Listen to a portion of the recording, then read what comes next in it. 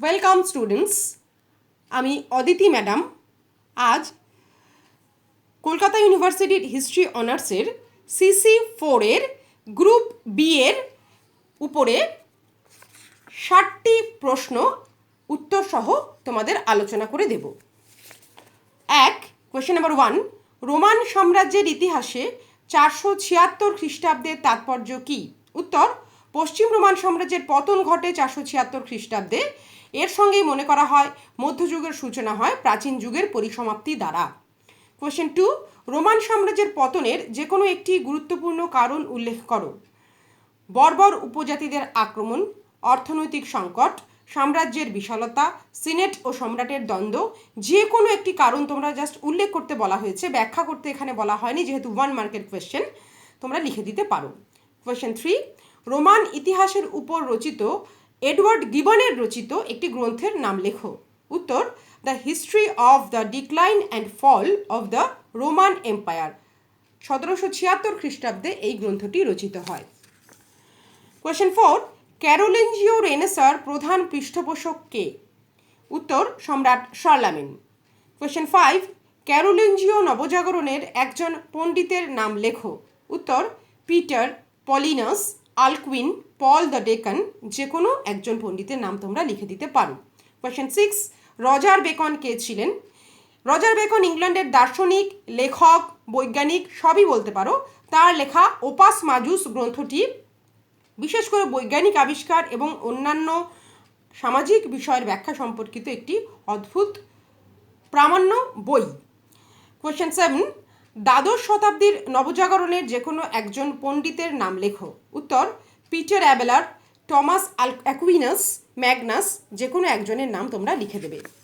Question 8, investiture দ্বন্দ্বের সময় pope কে ছিলেন? উত্তর, সপ্তম গ্রেগরি দ্য 7th। কোয়েশ্চেন 9, মধ্যযুগের ইউরোপের একটি উল্লেখযোগ্য শহরের নাম লেখো। Venice, Genoa, Milan, Paris, Florence, London. যে কোনো একটি তোমরা লিখে দেবে।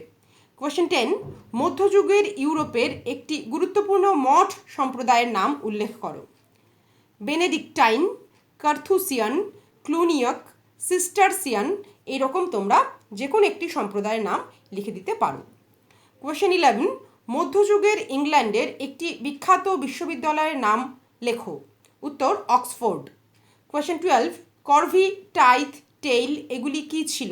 উত্তর, মধ্যযুগের ইউরোপে বিভিন্ন প্রকার করের নাম এগুলি। কোয়েশ্চেন 13, প্রথম ক্রুসেডের সূচনা কবে হয়েছিল? উত্তর, 1096 খ্রিস্টাব্দ। মনে রাখবে, ক্রুসেডের সূচনা হলে উত্তর হবে 1096 AD। যদি বলা হয় ক্রুসেডের ঘোষণা, তাহলে কিন্তু হবে 1095 AD। কোয়েশ্চেন 14,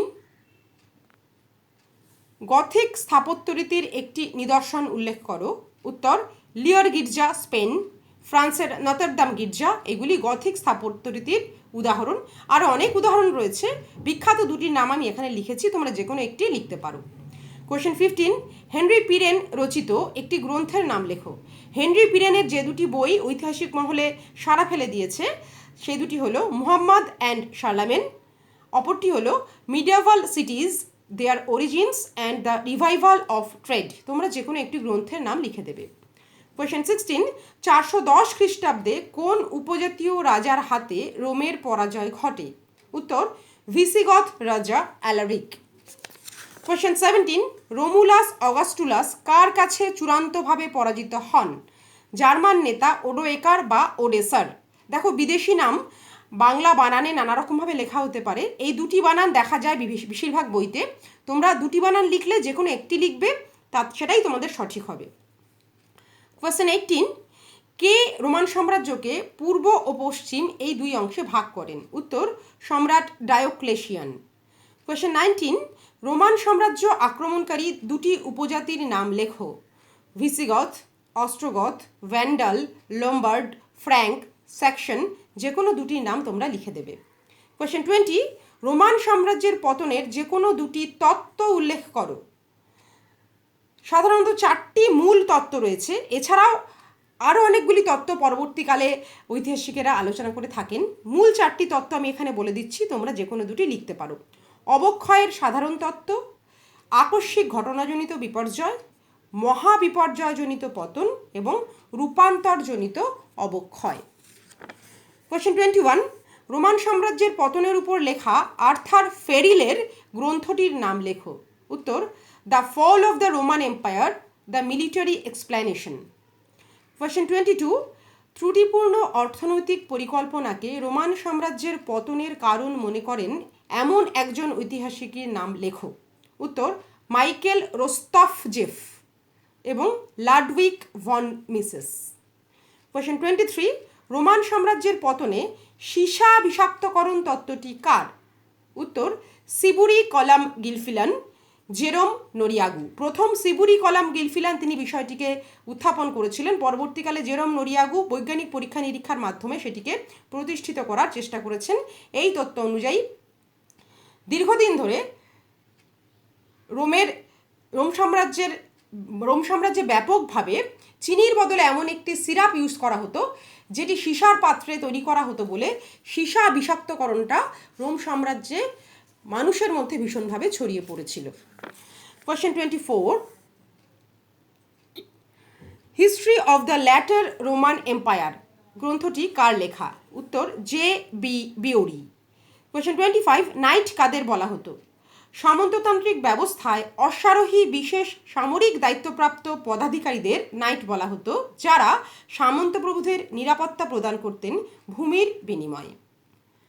নাইটরা ছিল প্রভু শ্রেণীর মধ্যে সর্বনিম্ন শ্রেণী। ভ্যাসাল কাদের বলা হতো? উচ্চতর সামন্ত প্রভুর অধীনস্থ সামন্ত বা ভূমিপ্রাপক কৃষকদের ভ্যাসাল বলা হতো। কোয়েশ্চেন 27, ফিউডাল সোসাইটি গ্রন্থটি কার রচিত? উত্তর, ঐতিহাসিক মার্ক ব্লক। কোয়েশ্চেন 28, ডিমিন বলতে কি বোঝাতো? উত্তর, সামন্ত প্রভুর খাস জমিকে ডিমিন নাম দেওয়া হয়েছিল। ফিএফ কি? ঊর্ধ্বতন সামন্ত প্রভু নিম্নতর সামন্তকে যে জমি দান করতেন তাকে ফিএফ বলা হতো। কোয়েশ্চেন 30, সামন্ততন্ত্রের পুষ্প কাকে বলা হতো? Flower of the feudalism. শিভালরিকে। কোয়েশ্চেন 31, শিভালরি কি? শিভালরি একটি আচরণবিধি বা ব্যবস্থা বা প্রথা যা নাইটদের দ্বারা পালন করা হতো। নাইটদের দ্বারা পালনীয় এমন একটি ব্যবস্থা যার দ্বারা সামন্তপ্রভু, চার্চ, মহিলা ও দুর্বলের সুরক্ষা করা হতো। কোয়েশ্চেন 32, মেরোভিঞ্জিয়ান সাম্রাজ্যের প্রতিষ্ঠাতা কে? উত্তর, ক্লোভিস। 481 খ্রিস্টাব্দে তিনি এই সাম্রাজ্যের প্রতিষ্ঠা করেন। কোয়েশ্চেন 33, ক্যারোলিঞ্জিয়ান সাম্রাজ্যের প্রতিষ্ঠাতা কে? উত্তর, চার্লস মার্টেল। 715 খ্রিস্টাব্দে তিনি এই সাম্রাজ্যের প্রতিষ্ঠা করেন। কোয়েশ্চেন 34, শার্লামেনের জীবনী কে লিখেছিলেন? উত্তর, আইনহার্ড। কোয়েশ্চেন 35, লম্বার্ডদের ইতিহাস কে রচনা করেন? উত্তর, পল দ্য ডেকান। এটা পল দি ডেকান কোথাও লেখা থাকলে তোমরা কিন্তু ঘাবড়ে যেও না, পল দ্য ডেকান, পল দি ডেকান একই। কোয়েশ্চেন 36, মধ্যযুগের ইতালির একটি বিখ্যাত বিশ্ববিদ্যালয়ের নাম লেখো। উত্তর, বোলোনা বিশ্ববিদ্যালয়। কোয়েশ্চেন 37, কোন স্থাপত্য রীতিতে গোলাকৃতি খিলান ব্যবহৃত হতো? উত্তর, রোমানেস্ক। কোয়েশ্চেন 38, ইনভেস্টিচার কি? উত্তর, যে অনুষ্ঠান দ্বারা সামন্তপ্রভুর কাছ থেকে ভ্যাসাল তার অধিকার গ্রহণ করত তাকে ইনভেস্টিচার বলা হতো। গ্রামের বা ছোট গির্জার যাজকদেরও কিন্তু নিয়োগ করা হতো এই ইনভেস্টিচার অনুষ্ঠানের মাধ্যমে। কোয়েশ্চেন 39, ক্লুনির সংস্কার আন্দোলন কত খ্রিস্টাব্দে শুরু হয়? উত্তর, 910 খ্রিস্টাব্দে। কোয়েশ্চেন 40, দ্বাদশ শতকের বিশ্ববিদ্যালয়ের দুটি পাঠ্যক্রমের নাম লেখো। ট্রিভিয়াম ও কোয়াড্রিভিয়াম। ট্রিভিয়ামে 3টি বিষয়ে স্নাতক হতে হতো, কোয়াড্রিভিয়ামে 4টি বিষয়ে, দুটি আলাদা আলাদা পাঠ্যক্রম বা কারিকুলাম। কোয়েশ্চেন 41, ট্রুবাদুর কাদের বলা হতো? মধ্যযুগের ইউরোপে একেবারে শুরুতে ফ্রান্সে আঞ্চলিক ভাষায় গীতিকবিতা রচনা করে এবং গেয়ে যারা ঘুরে বেড়াতো অর্থাৎ চারণ কবি তাদের বলা হতো ট্রুবাদুর। কোয়েশ্চেন 42, মিনেসিঙ্গার কাদের বলা হতো? জার্মানির ট্রুবাদুর সম ভ্রাম্যমান চারণ কবিদের বলা হতো মিনেসিঙ্গার, অর্থাৎ জার্মানির ট্রুবাদুর হলো মিনেসিঙ্গার। কোয়েশ্চেন 43, মহিলা চারণ কবিদের কি বলা হতো? উত্তর, ট্রোবারিজ। কোয়েশ্চেন 44, মধ্যযুগে নগরের উত্থানের যে কোনো দুটি কারণ উল্লেখ করো। ভূমিদাস ব্যবস্থার পতন, জনসংখ্যা বৃদ্ধি, পুরনো নগরগুলির পুনরুজ্জীবন, বাণিজ্যের বিস্তার, ম্যানরের উদ্বৃত্ত উৎপাদন। তোমরা যে কোনো দুটি উল্লেখ করে দেবে। কোশ্চেন 45, কোন পোপের সময় ক্রুসেড শুরু হয়? উত্তর দ্বিতীয় আরবান দ্য সেকেন্ড। কোশ্চেন 46, কত খ্রিস্টাব্দে সেলজুক তুর্কিরা জেরুজালেম দখল করে? উত্তর 1076 খ্রিস্টাব্দ 1076 AD. Question 47, Richard the lionheart কোন ক্রুসেডে নেতৃত্ব দেন? উত্তর তৃতীয় ক্রুসেড। কোশ্চেন 48, হজরত মোহাম্মদ কত খ্রিস্টাব্দে জন্মগ্রহণ করেন? উত্তর 570 খ্রিস্টাব্দ। কোশ্চেন 50, হিজরত কি? উত্তর 622 খ্রিস্টাব্দে হজরত মোহাম্মদের মক্কা ছেড়ে মদিনা গমনকে বলা হয় হিজরত। কোশ্চেন 51, মুহাজির কাদের বলা হতো? উত্তর মক্কা থেকে মদিনা গমনের সময় যারা মোহাম্মদের সঙ্গে ছিলেন তাদেরকে বলা হতো মুহাজির। কোশ্চেন 52, প্রথম খলিফা কে হন? উত্তর আবু বকর। কোশ্চেন 53, উমাইয়া খিলাফতের সূচনা কে করেন? উত্তর মুয়াবিয়া 661 খ্রিস্টাব্দে তিনি এর সূচনা করেন। কোশ্চেন 54, আব্বাসীয় খিলাফতের সূচনা কে করেন? উত্তর আবুল আব্বাস 750 খ্রিস্টাব্দে। কোশ্চেন 55, বায়তুল মাল কি? খলিফা ওমরের আমলে প্রতিষ্ঠিত সরকারি কোষাগারের নাম ছিল বায়তুল মাল। কোশ্চেন 56, কত খ্রিস্টাব্দে কারবালার হত্যাকাণ্ড সংঘটিত হয়? উত্তর 680 খ্রিস্টাব্দে, যে কারবালাতে হাসান হোসেনকে হত্যা করা হয়েছিল। হাসান হোসেন ছিলেন হজরত মোহাম্মদের দৌহিত্র। কোশ্চেন 57, আরব সাম্রাজ্যের প্রকৃত প্রতিষ্ঠাতা কাকে বলা হয়? উত্তর দ্বিতীয় খলিফা হজরত ওমর।